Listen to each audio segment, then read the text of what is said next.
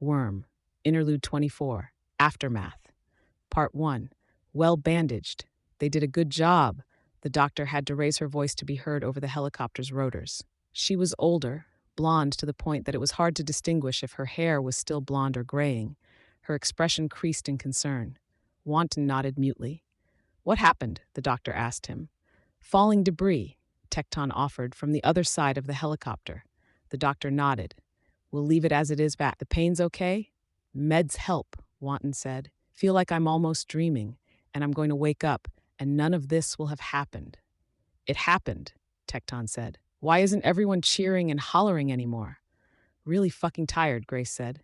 She was beside Cuff, who'd been stripped of her armor from the waist up, with only a thin covering of near-liquid metal on her upper body for modesty's sake. A nurse was attending to her arm. Really tired, Golem said. Oh my God, my entire body hurts, and I didn't even take a direct hit. The roars and shockwaves might have done internal damage, the doctor said. You'll each need a CT scan and MRI. Let me know if there's any acute pain. I think it's more that I've never exercised this much in my life, Golem said. You'll hurt worse tomorrow, Grace commented. Damn. The doctor, for her part, turned her attention to Wanton. We'll need to double-check for bone fragments when we get back to the hospital. You'll need surgery. Chances are good this was a rush job. My arm, Wanton said lamely. I'm sorry, the doctor responded. No, it's like I should feel worse, but I don't. Maybe it's the drugs, but I feel this rush, like I've never been so glad to be alive. I'm pumped. You may be in shock, the doctor observed. We're all in shock, Tecton said. There were murmurs of agreement across the helicopter. Is anyone else a little freaked out? Cuff asked. Freaked out? The doctor asked. Cuff shook her head, not responding.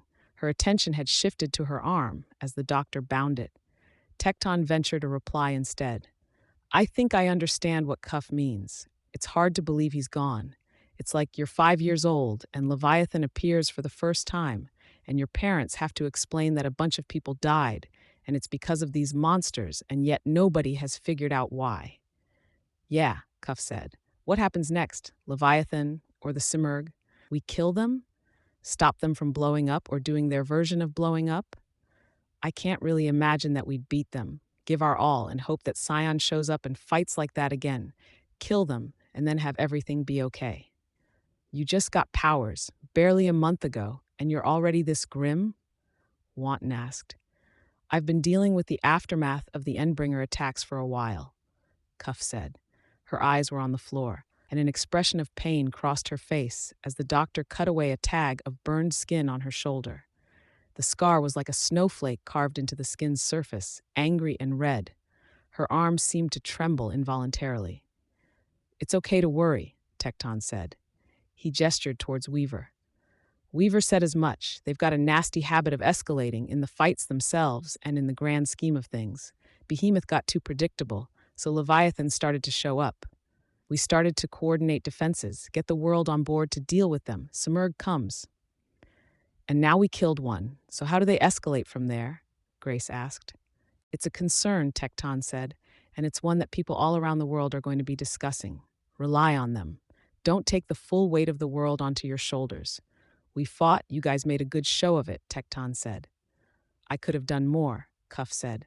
You're new, inexperienced, and I don't mean that in a bad way. As far as jumping in with both feet first, you guys managed it.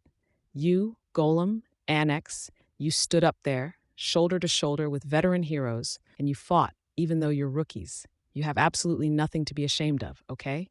Cuff didn't reply. Okay? Tecton asked. When my family got killed in Hawaii, I made promises to myself. It's why I came. I don't feel like I did enough to fulfill my own end of those promises. There's always next time, Tecton said. You say that like it's a good thing, Wanton said. Yeah, shit, Grace muttered. It's not quite over yet, right? Right, Tecton said. But there's time before the next one. Let people in the know handle the worrying. We did everything we could. Now we recuperate. We celebrate because was deserved to. We take the time to heal. In response to the glances cast his way, Wanton waved his stump around. Going to take getting used to. Getting dressed, eating. He moved the stump in the direction of his lap, jerked it up and down. Cuff looked and squeaked in embarrassment before averting her eyes. Writing. Wanton finished, a goofy smile on his face. Your handwriting must be awful, Golem said. There were chuckles here and there from among the group. Even the nurse tending to Cuff smiled. We did good, Tecton said, and some people will recognize that. Others are going to see all the bad that happened in New Delhi and point fingers. Be ready in case you fall under the crosshairs. There were nods from the rest of the Chicago wards. Tecton glanced at Weaver, then back to his team. What do you think? You have to ask? Grace asked. You weren't keen at the idea at first, Tecton replied. I'm still not 100%, but whatever little doubts I have, it's kind of a no-brainer. Yep, Wanton said. Golem? Tecton asked. Have you even talked to her about it? I'm a little scared to, the boy said. I mean, he glanced at the doctor. Everything here is confidential, Tecton said. Well, given my past, the people I was with before I came here, I'm worried there's hard feelings. They were in the same city. I don't know what exactly happened. What if one of them did something to Weaver or her friends? Is she the type to hold a grudge? Going by what apparently happened in Brockton Bay, Wanton said, not so much. If she has a reason to hold a grudge, you don't tend to live very long. Golem frowned. You're not being helpful, Wanton. Or fair to Weaver, Tecton said. I'm suffering, Tech, Wanton said, making the words into an exaggerated groan. Tecton shook his head, turning to Golem. Tell her. Explain your circumstances. Let her know you're from the same city, that you don't share your family's ideology. The name should say as much, Golem said. Tecton nodded. He drew in a deep breath, then exhaled. The adrenaline was burning off, and with it, a deep exhaustion was settling in. He looked at Weaver, where she sat at the far end of the bench. Her old teammate had insisted on coming with her, along with a small cluster of dogs. They'd fallen asleep within 2 minutes of takeoff. Weaver had been first, her head leaning against her friend's shoulder. Her friend had been next to drift off, a dog in her lap, others lying underneath the bench. We'll talk to the bosses, Tecton said. See about taking Weaver onto the team. Worm. Interlude 24 Aftermath, Part 2. How was this supposed to work? Dormy, Pretender said. A light sliced across the floor of the alleyway, 3 feet across. When it had reached its full length, it began thickening, raising up until the portal was a full 4 by 7 feet. There was a long white hallway on the other side. Carefully he stepped through, with legs that weren't his own.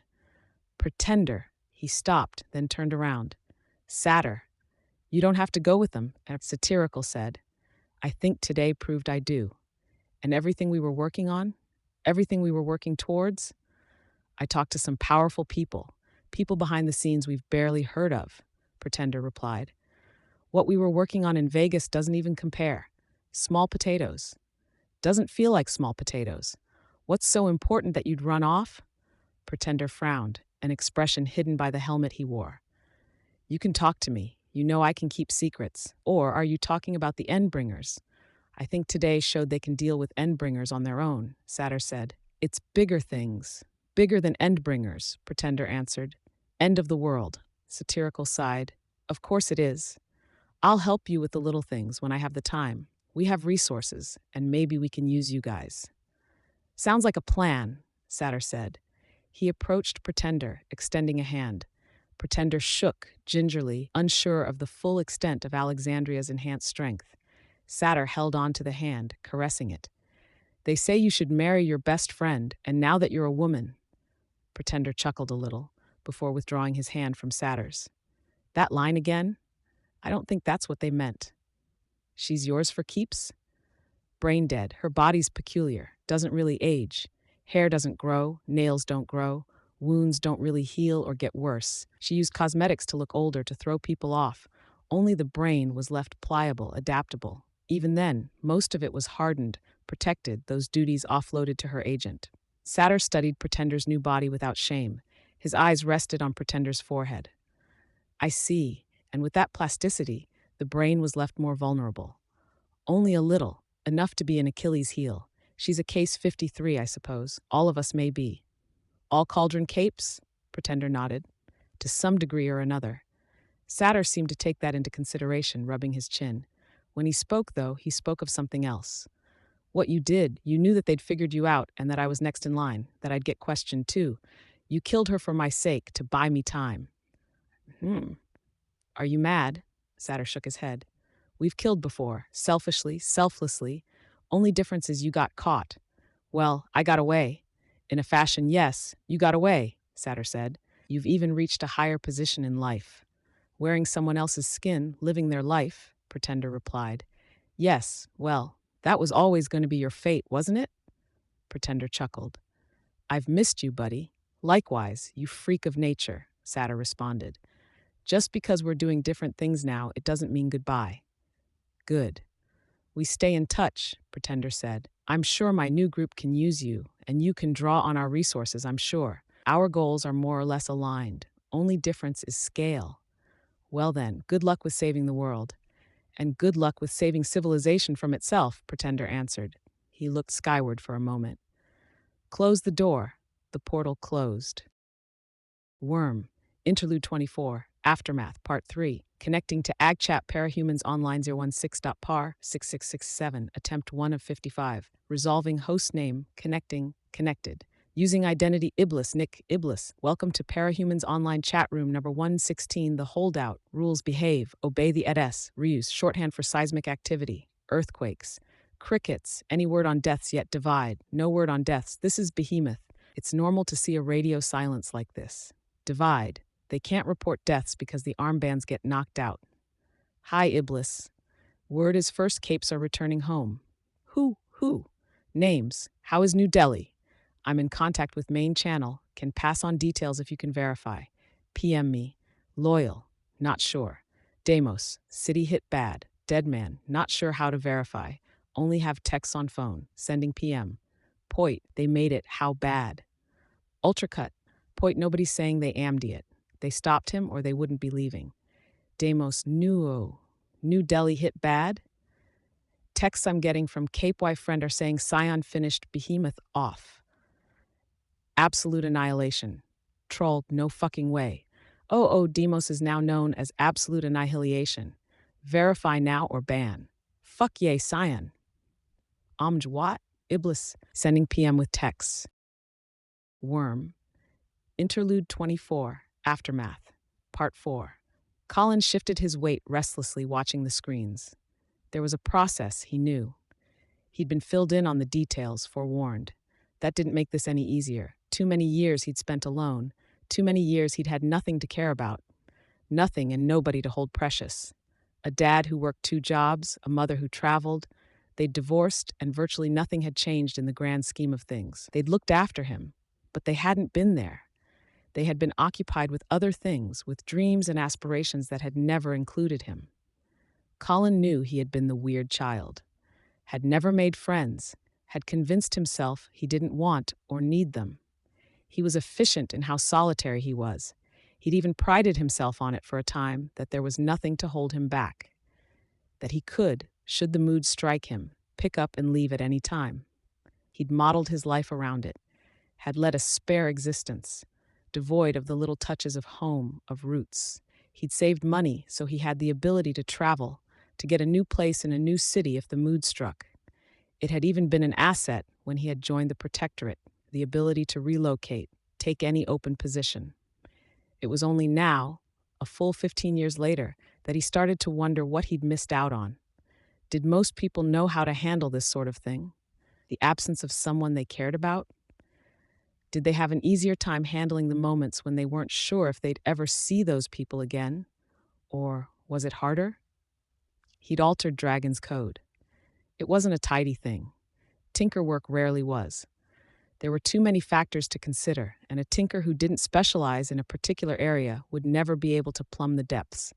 Too many things connected to other things, and the full extent of the connections was impossible to fathom in entirety. At best, he could study each alteration as much as was possible, act in ways that could minimize the damage. Every adjustment, even on the smallest levels, threatened to damage a dozen, 100 other areas. And now he would find out if Dragon's backup would restore properly. Error. Temporal modeling node 08 has failed to load. Attempting child routines to bridge. Error. Core spectral analysis node 1119 has failed to load. Attempting child routines to bridge. Successful load. Circadian checkmatch node ER089. Require two-thirds more stable child routines for acceptable bridge. Error. Metrological chronostic node Q1118 has failed to load. Attempting child routines to bridge. Error. Stimuli tracking node FQ has failed to load. Attempting child routines to bridge. Successful load. Orientation patch node FQ02903. Require three-thirds stable child routines for acceptable bridge. Error. Parietal space node FQ621178 has failed to load. Attempting child routines to bridge. Error. Recognition demesnes node FQ299639 has failed to load. Attempting child routines to bridge. He pulled off his helmet, setting it on the bench beneath the monitor. He rubbed one hand across his head. He'd taken to shaving it close, in part for the efficiency of it, in part because the surgeries to replace his eye and the implants he'd set into recesses in his skull had required incisions in his scalp. Dragon had handled that. His fingers traced the faint, almost imperceptible scars that ran neatly across the sides and top of his head, marks she'd left him. More errors appeared on the screen. The estimated time of a successful backup clicked upwards with each one. 2 hours, 3 hours, 6 hours.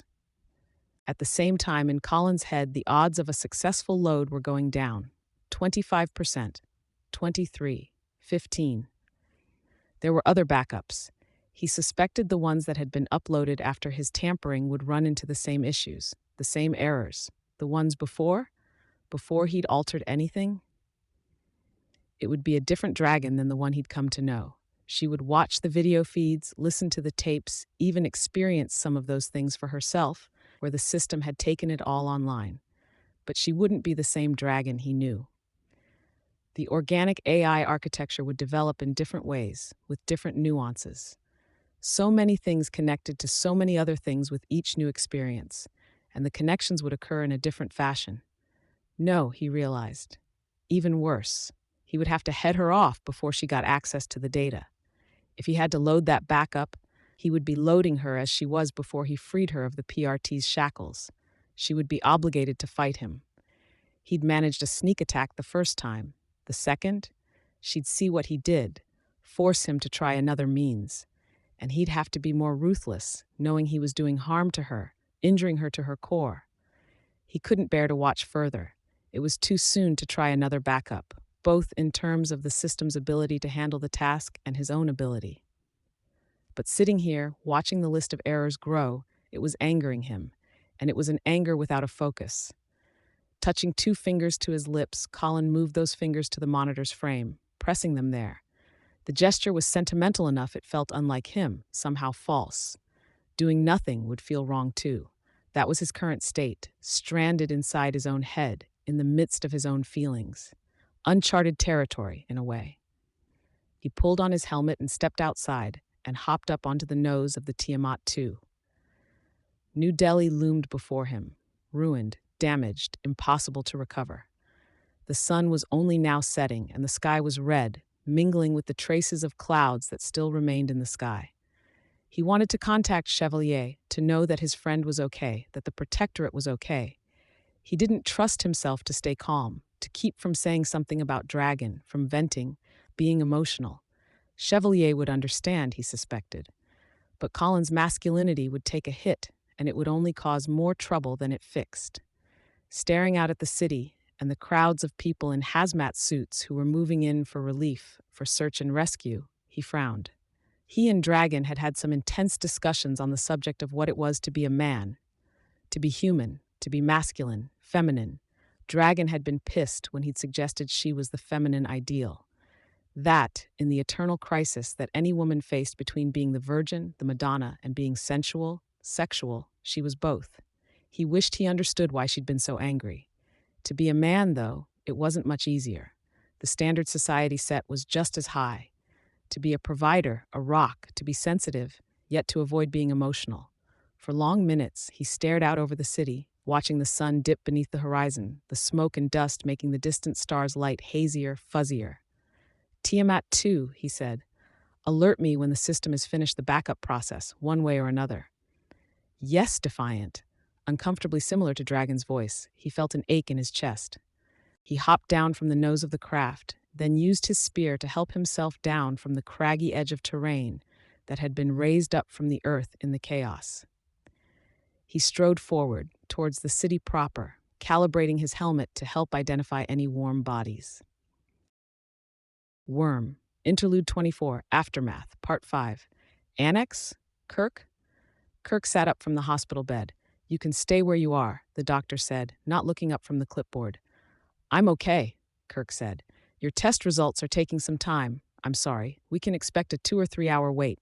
Half an hour for the MRI, 45 minutes for the CT scan. At least it's something to do, Kirk replied. You'd be surprised at how quickly it gets boring, the doctor answered. Kirk winced. Okay. Can I maybe use a phone in the meantime? Call my parents? They'll be wondering. They've already been informed, the man answered. They'll be here shortly. There's paperwork they'll have to sign, because a few of your teammates are also walking around without any protection for their identities. But I don't imagine that'll take long. Maybe I can call my friends? They'll be wondering how I'm doing. They know about your life in costume? They were there when I got my powers. I just want to call someone, anyone I know, to occupy my thoughts, to talk. There's a phone at the nurses' station, center of the floor. Ask, and they'll punch in the number to dial out. Okay, Kirk said, smiling. He gripped the side of his hospital gown to bind it shut.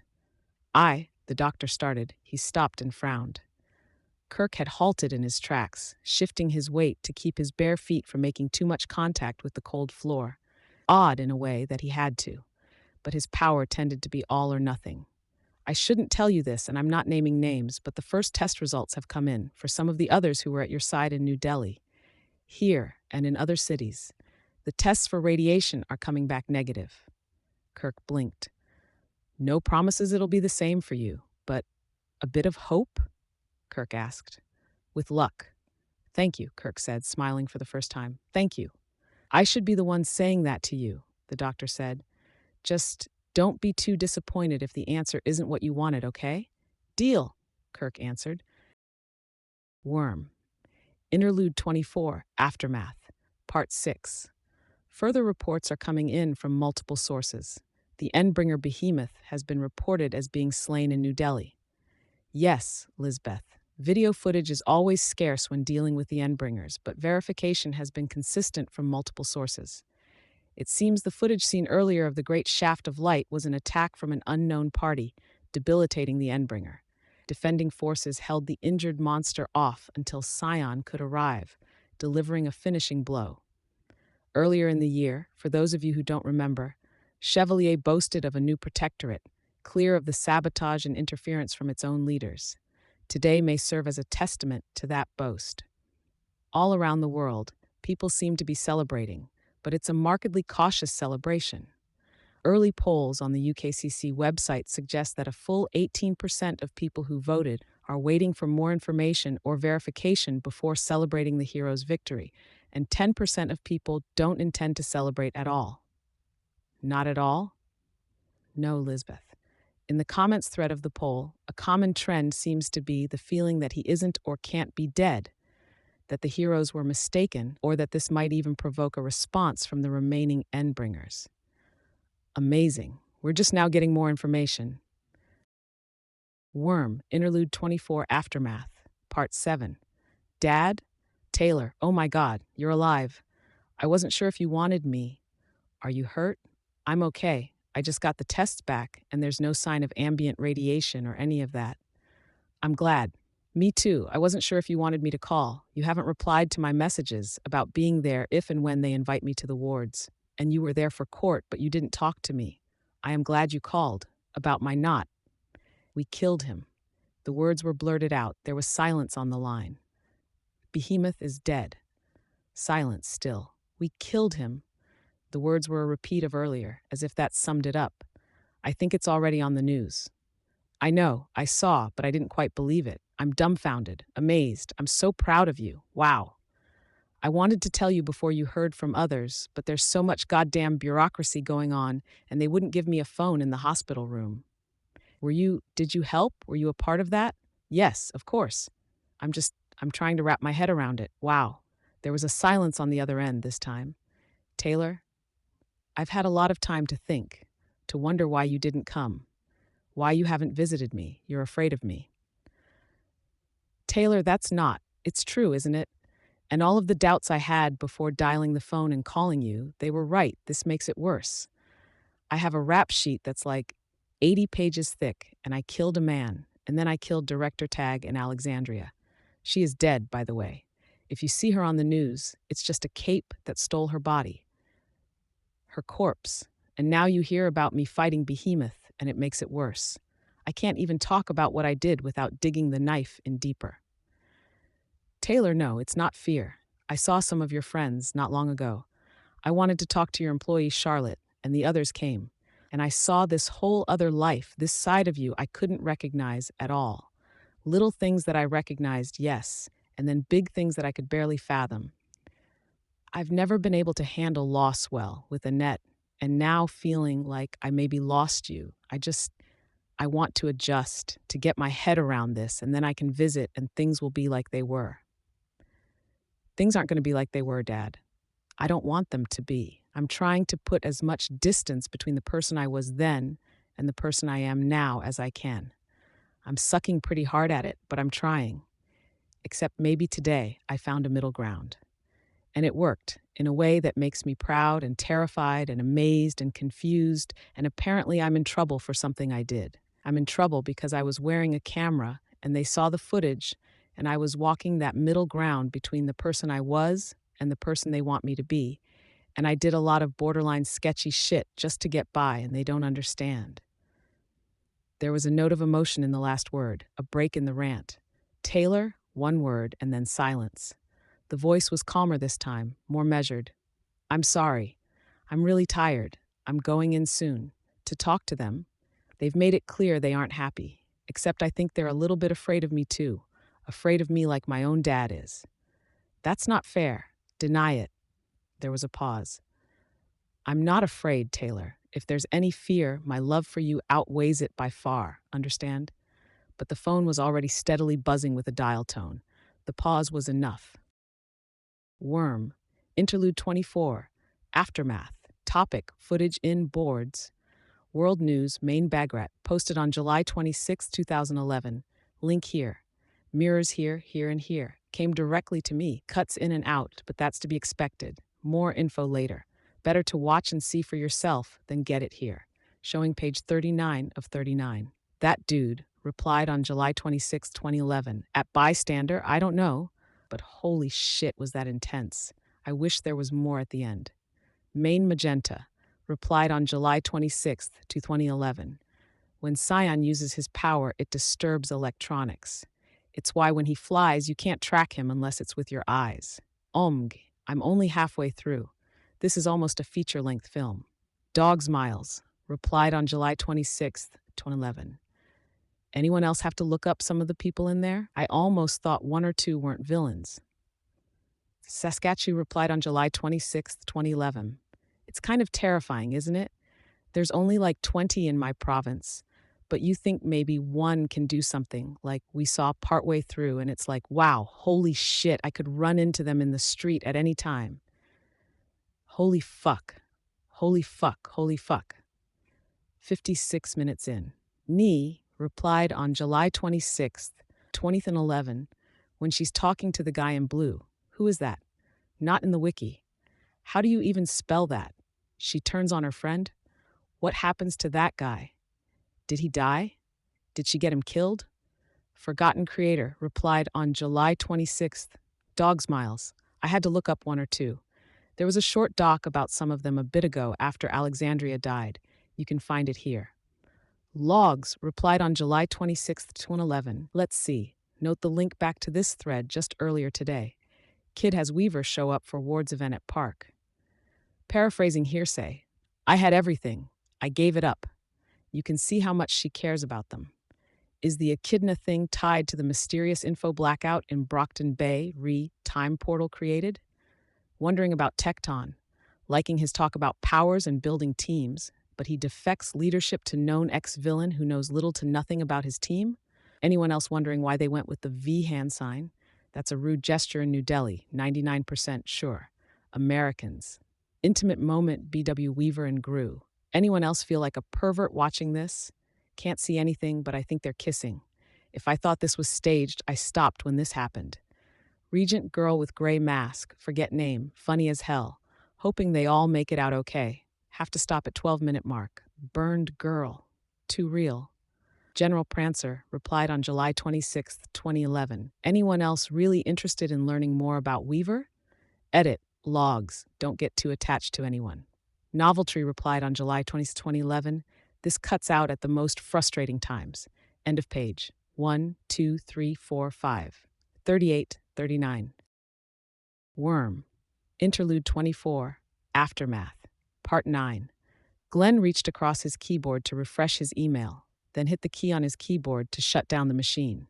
While the screen went through the motions, Glenn walked around the desk to kneel on the floor. The computer itself was set into a recess in the floor, and he worked at unplugging and unscrewing each wire in turn. A butterfly flew across his field of vision, and he jumped despite himself. "Weaver," he said, turning around. "Glenn," she said. She wasn't in costume, but her glower was intense enough that she might as well have been in her full garb as Skitter, complete with shawl, skirt, and the carpet of insects crawling on her. "Recuperating?" "Not as much as I'd like," she said. Her voice was hard. "I'm not having the best day on a lot of levels." "Still waiting for the tribunal to convene?" Glenn asked. "It's been hours now. The secretary's supposed to call me. They gave me one of the superhero phones so I could call my dad, told me to hold on to it. I'd take it as a good sign, except there's a video circulating online. My video. Well past the point where anyone could hope to control access to it. Mirrors, bit sharing, hard copies. I see. Upsetting." "Yeah, just a little," she said. The tone was light, but her expression remained the same. "Packing up?"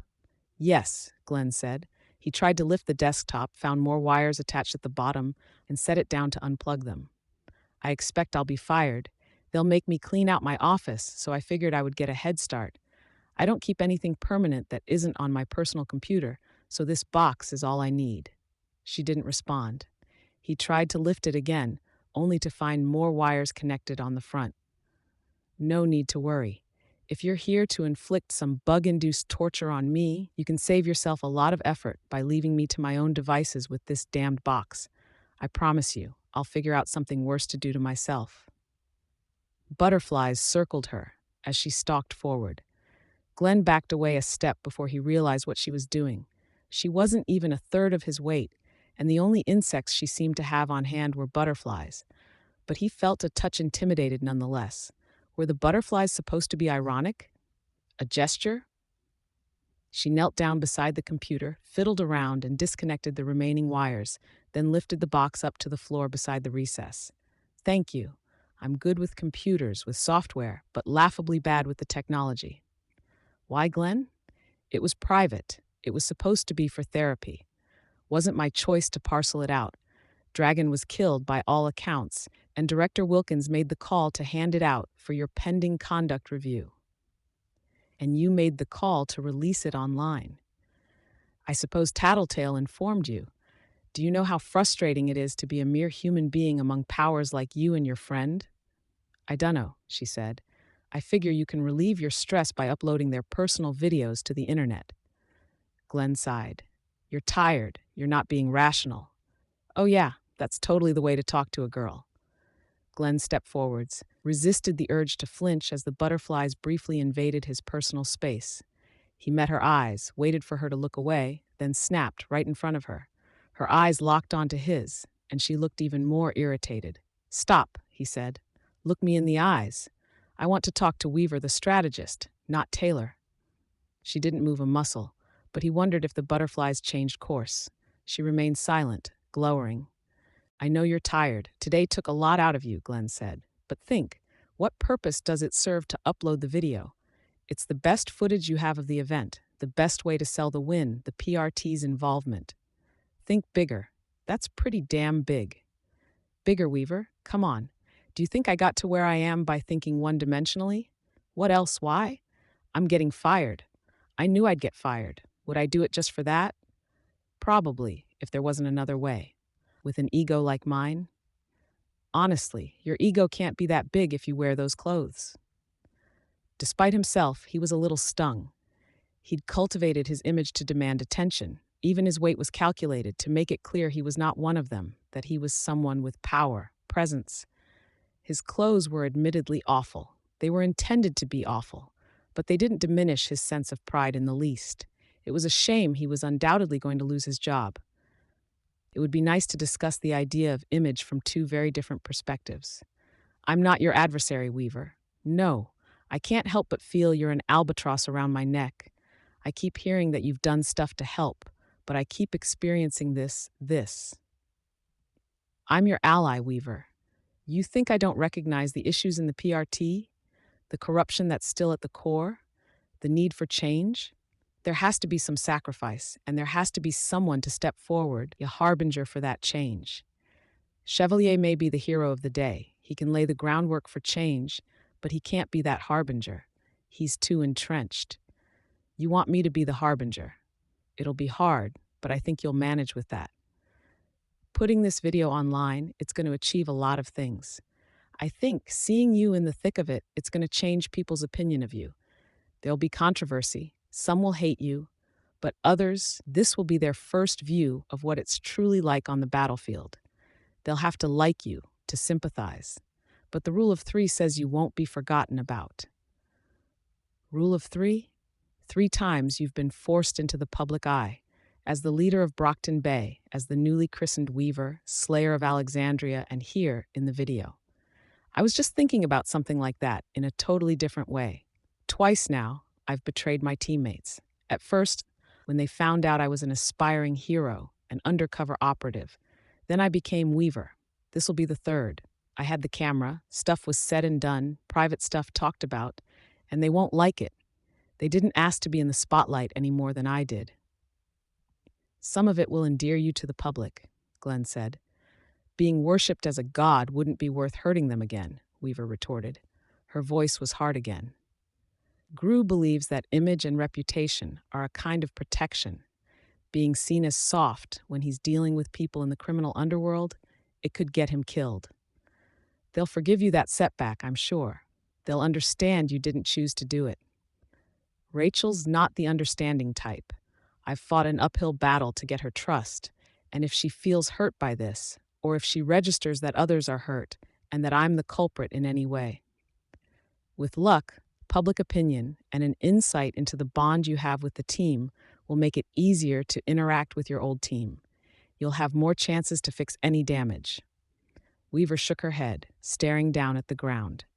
It's an honest look into what the heroes do, Weaver, what you, Capes, face every day, why there's so much gray in the moral palette. With this, Chevalier's new protectorate won't be something that exists in name only. You could have asked. You would have said no, and there was no time. We needed to make it absolutely clear just what you and the rest of the heroes did on the field, so Scion couldn't overshadow you. We needed to do it right away, cement the idea into the public mind so it was the first concrete piece of information they got. She stared at the ground. The lines in her face were deep with exhaustion. The butterflies had landed on her shoulders and arms. He let the idea sit. Better to let her speak next. She did. Chevalier is laying the groundwork. I'm the harbinger. And you're the sacrifice, then? He met her eyes. They won't be as upset with you as they are right this moment. I'll draw the initial heat. By the time they're done with me, my career and any possible job in a related field will be ashes in the wind. For you, well, it'll tip the scales. If you're halfway into the deserves a medal camp and halfway into the needs to be punished camp, this will help. I could have done some things better, but was I that bad? Consorting with villains you were supposed to avoid, putting wards on the line to help them, dealing with fierce without contacting any superiors. You ignored the rules regarding image, took gambles. I had to. All of that. I was told that rules are relaxed on the field.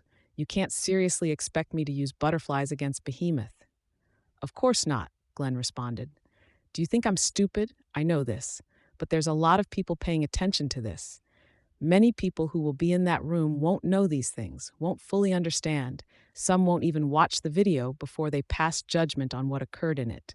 Never underestimate the stupidity of people. Weaver made a sound, halfway to a sigh, halfway to a laugh. Glenn smiled a little. The video burns one bridge. No more butterflies. Though they won't hurt, because it makes it a hell of a lot harder for any common criminals to complain about an excess use of power. But I'm digressing. Weaver's phone beeped. A moment later, Glenn's vibrated. He checked it. Convening to discuss Weaver's conduct in room F. Please attend. He closed the message window. Thank you, Weaver said. I think I'm supposed to go now. Me too. Join me? Glenn asked. Weaver nodded. Her collection of butterflies led the way out of the office. Glenn spoke without looking at her. I don't expect you to like me, never really did. One of the first and biggest problems you ran into was with your image. It's a problem even now, I suspect. It will continue to be a problem, especially now that you're in the limelight. Uh-huh. Glenn reached into his vest pocket and withdrew a case. He opened it, removed a business card, and handed it over. My number, in case you need advice. Well, use my cell. My work number probably won't be mine for much longer. Weaver stared down at the card. She didn't need to look up as she walked, as the butterflies checked her path for her. Other bugs had joined them. Just do me a favor, Glenn said. Weaver glanced at him. Make friends with whoever they hire to replace me. Listen to them. You're allowed to hate them too, but hear them out. Can't hurt. She nodded. She looked down at the card again, then looked up at him. Can I call this in now? It's about my dad. Worm. Interlude 24. Aftermath. Part 10. Defiant? Defiant couldn't move as he held a heavy concrete slab out of the way for emergency crews. He used the cursor embedded in his eye to select the answer command and shut the vents around his mouth. Tiamat 2, hold off on any reports for now. Can't take it, not right this moment. It's me.